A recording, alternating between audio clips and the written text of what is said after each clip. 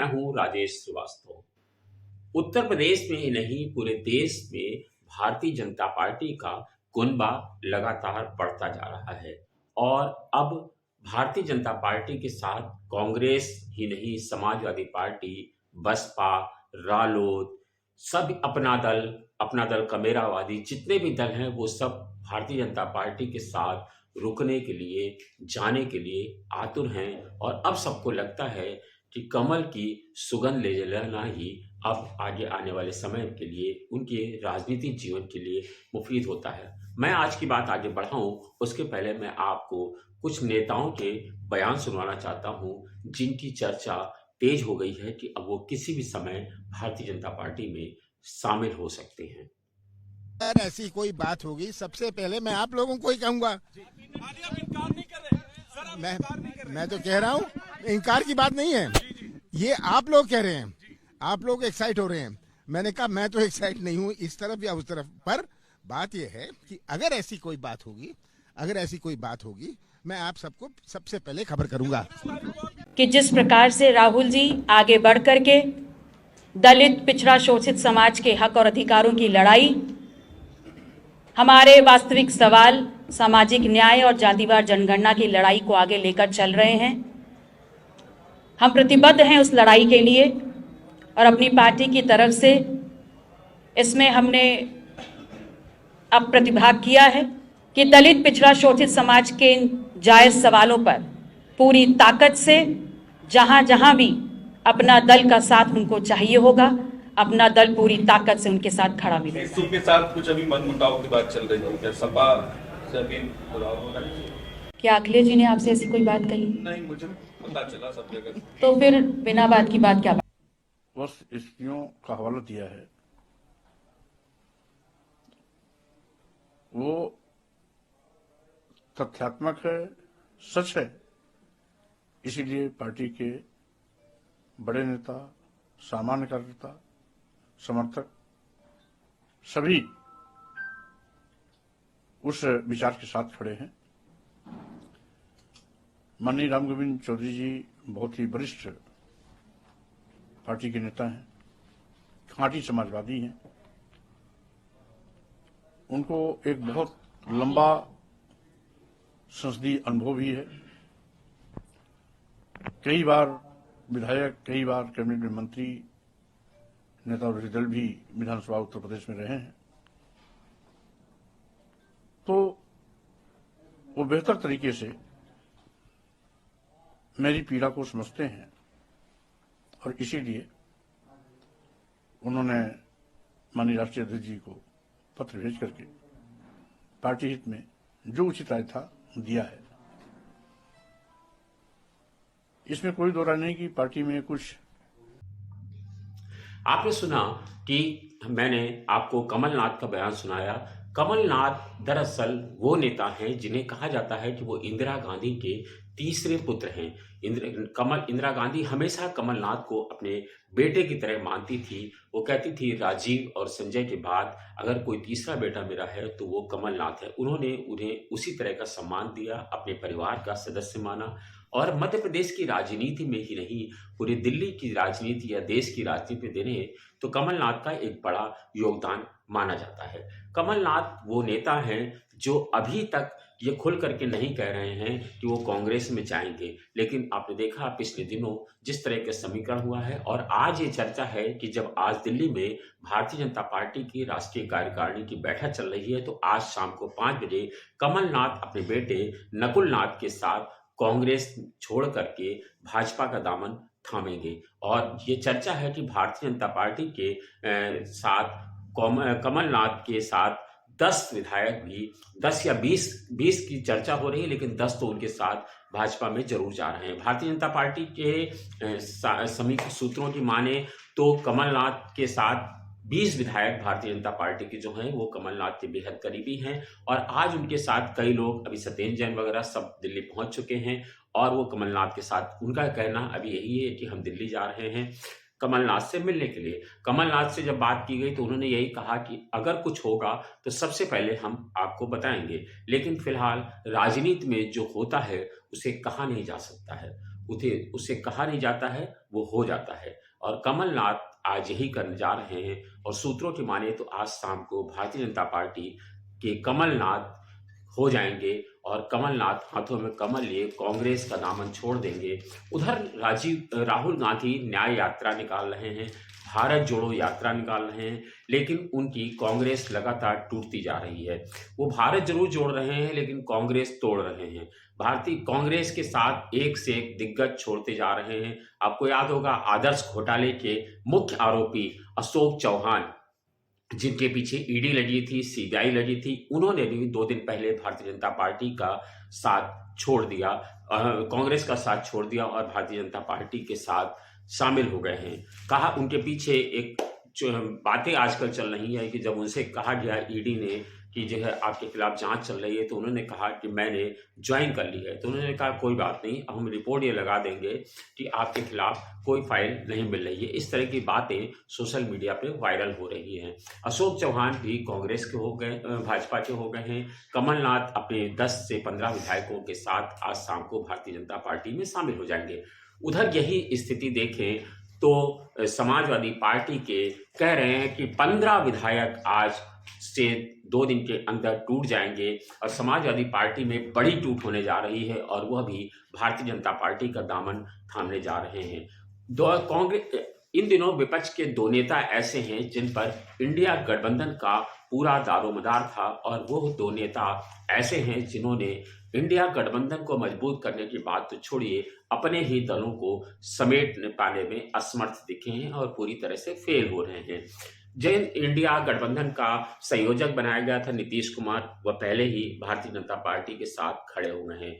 जो किसान आंदोलन को लेकर के विपक्ष की राजनीति कर रहे थे और कहा जा रहा था कि किसानों की राजनीति को लेकर के वो भारतीय जनता पार्टी के प्रति लगातार हमलावर हैं, उन्हें भी चौधरी चरण सिंह को भारत रत्न देकर के भारतीय जनता पार्टी ने अपने साथ मिला दिया है और उनके सुपौत्र जयंत चौधरी अब ये कह रहे हैं कि हम किस मुंह से भारतीय जनता पार्टी का विरोध करें। उन्होंने हमारे दादाजी को भारत रत्न दे दिया है, अब हम उनके साथ जाएंगे।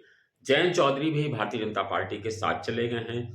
पिछले विधानसभा चुनावों में भारतीय जनता पार्टी को पानी पी पी कर गालियां देने वाले ओम प्रकाश राजभर यानी सुभाषपा भी अब भारतीय जनता पार्टी के साथ चुनाव में खड़ी हो गई है। और समाजवादी पार्टी जिसके नेता लगातार भारतीय जनता पार्टी के साथ हमला करते थे, आपने विधानसभा की अभी 4 दिन पहले जो विधानसभा सत्र अवसान हुआ है उसमें भी आपने देखा होगा पल्लवी पटेल किस तरह मुख्यमंत्री योगी आदित्यनाथ को जवाब दे रही थी, किस तरह सदन में भारतीय जनता पार्टी को घेरने का काम कर रही थी और उनके जब भी वो बोलती हैं उनके वीडियो बहुत वायरल होते हैं। पल्लवी पटेल जैसी दिग्गज नेता, अपना दल कमेरावादी के अध्यक्ष, वो भी अब भारतीय जनता पार्टी के साथ, वो कांग्रेस के साथ जाने को आतुर हैं, यानी वो समाजवादी पार्टी को छोड़ रही हैं। तो इन दिनों जो चीजें चल रही हैं, समाजवादी पार्टी के एक और संतुष्ट नेता जो पिछले दिनों हिंदुत्व पर हमला करके समाजवादी पार्टी का नुकसान करते रहे, वह भी लेकिन समाजवादी पार्टी ने उन्हें महासचिव बनाया और अपने यहाँ बढ़ चढ़ करके हिस्सा दिया। लेकिन अब वो इसी तरह का आरोप लगा रहे हैं कि समाजवादी पार्टी में उनके बयानों की कदर नहीं होती है और उनके बयानों को निजी बयान कह के पार्टी के नेता पल्ला झाड़ लेते हैं। उनका इशारा दरअसल समाजवादी पार्टी के नेता मनोज पांडे की ओर था, क्योंकि मनोज पांडे रामचरितमानस पर जिस तरह से स्वामी प्रसाद मौर्य हमला कर रहे थे उसका वो विरोध कर रहे थे। तो स्वामी प्रसाद मौर्य भी आज राहुल गांधी की जो प्रयागराज में भारत न्याय यात्रा हो रही है उसमें स्वामी प्रसाद मौर्य आज प्रयागराज में शामिल होंगे। कल बनारस में जब राहुल गांधी की न्याय यात्रा निकली तो अपना दल कमेरावादी की पार्टी की विधायक और समाजवादी पार्टी के सहयोगी पल्लवी पटेल भी उस न्याय यात्रा में शामिल हुई। इसके साथ साथ आपको बता दें, कहा जा रहा है कि सब इंद्रजीत सरोज, ब्रजेश रावत जैसे तमाम सारे नेता हैं जो लगातार भारतीय जनता पार्टी के संपर्क में हैं और समाजवादी पार्टी के 10 से 15 विधायक भारतीय जनता पार्टी में जाने के लिए उतावले दिख रहे हैं, क्योंकि उन्हें लगता है कि साइकिल पर चढ़ करके अगर वो सदन तक पहुंचेंगे तो उनका दम घुट जाएगा, क्योंकि समाज लखनऊ से दिल्ली की दूरी बहुत दूरी है और उस दूरी को साइकिल से नहीं नापा जा सकता है। अगर कमल की खुशबू मिले तो उससे जरूर वो सदन तक जल्दी पहुंच सकते हैं। इसीलिए उन्होंने साइकिल का साथ छोड़ने का मन बना लिया है। कुछ कांग्रेस का दामन थाम रहे हैं तो कुछ भारतीय जनता पार्टी का। तो ये साफ साफ कहा जाए कि समाजवादी पार्टी टूट पर है और अब इंडिया गठबंधन की राहें तो छोड़ दीजिए, समाजवादी पार्टी के नेता अखिलेश यादव की अपनी तरह की राहें भी जुदा हैं। दरअसल इसके पीछे किसी और को जिम्मेदार नहीं ठहराया जा सकता।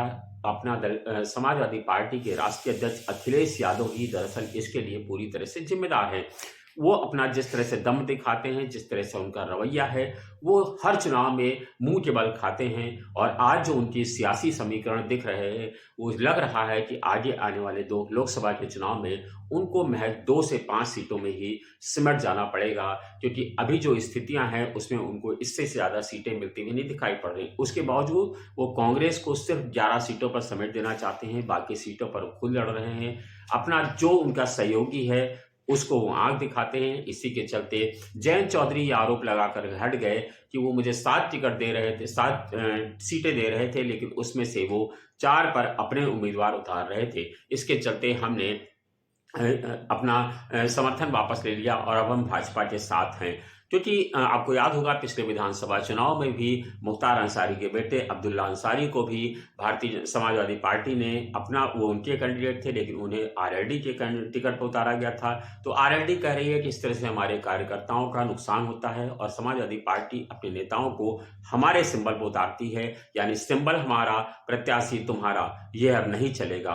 अखिलेश यादव के साथ आज देखें तो कोई भी नहीं खड़ा हुआ है। जिन लोगों को उम्मीद है कि समाजवादी पार्टी टिकट देगी वही लोग खड़े हुए हैं, लेकिन उन्हें भी अपनी जीत के प्रति आश्वस्त नजर नहीं आ रहे। उन्हें लगता है कि भारतीय जनता पार्टी में जाएंगे तो जीत की गारंटी होगी। अब देखना यह है कि 2024 का जो लोकसभा चुनाव होने जा रहा है उसमें इंडिया गठबंधन की ताकत तो भरभरा कर गिर गई है और अब इंडिया गठबंधन दरअसल कहें कि उत्तर प्रदेश में ही नहीं पूरे देश में सबसे बड़ा राजनीतिक विफल प्रयोग था।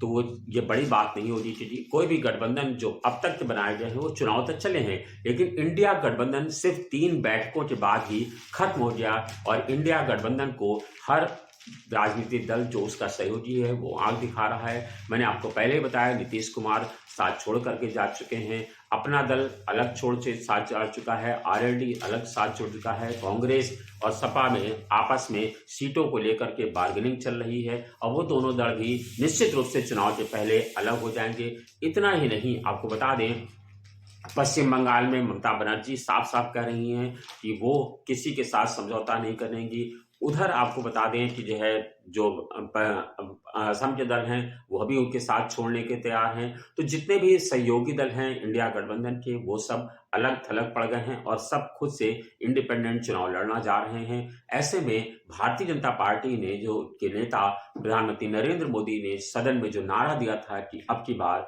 400 पार, लगता है उनका ये जुमला जो उन्होंने यूं ही फेंका था वो बिल्कुल साफ होता दिख रहा है और लगता है कि भारतीय जनता पार्टी के जुमले से ही इंडिया गठबंधन के लोग डर गए हैं और वो अपने अपने लोगों का साथ छोड़ करके अपने अपने सहयोगियों के कपड़े फाड़ना शुरू कर चुके हैं। और अब यह बिल्कुल साफ हो गया है कि भारतीय जनता पार्टी को उसके जादुई आंकड़े तक पहुंचने से कोई रोक नहीं सकता है।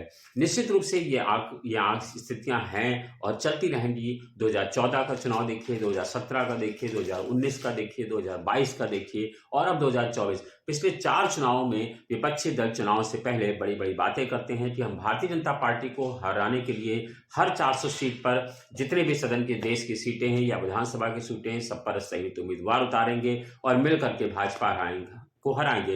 लेकिन जब चुनाव आते आते सबका दम फूलने लगता है और लोग एक दूसरे को ही आंखें दिखाने लगते हैं, ऐसे में ये साफ हो जाता है और वो सब अपने अपने दल के प्रत्याशी उतारते हैं। इसीलिए भारतीय जनता पार्टी बिल्कुल साफ हो जाती है कि वो निश्चित रूप से जीत की ओर अग्रसर हो जाती है। भारतीय जनता पार्टी की जीत की गारंटी दरअसल विपक्ष की कमजोरी है। और आपको बता दूं कि ये जो आगे आने वाला समय है, आपको लोकसभा चुनाव के पहले भारतीय जनता पार्टी में बहुत बड़े बड़े लोगों को चुनाव आप शामिल होते हुए देखेंगे और ये कहें कि जितने भी पलटूबाज नेता हैं वो सब भारतीय जनता पार्टी का दामन थाम लेंगे तो ये बड़ी बात नहीं होगी। आप इस पर क्या राय रखते हैं? अपनी राय से हमें जरूर अपने कमेंट्स के माध्यम से अवगत कराइएगा। धन्यवाद, शुक्रिया।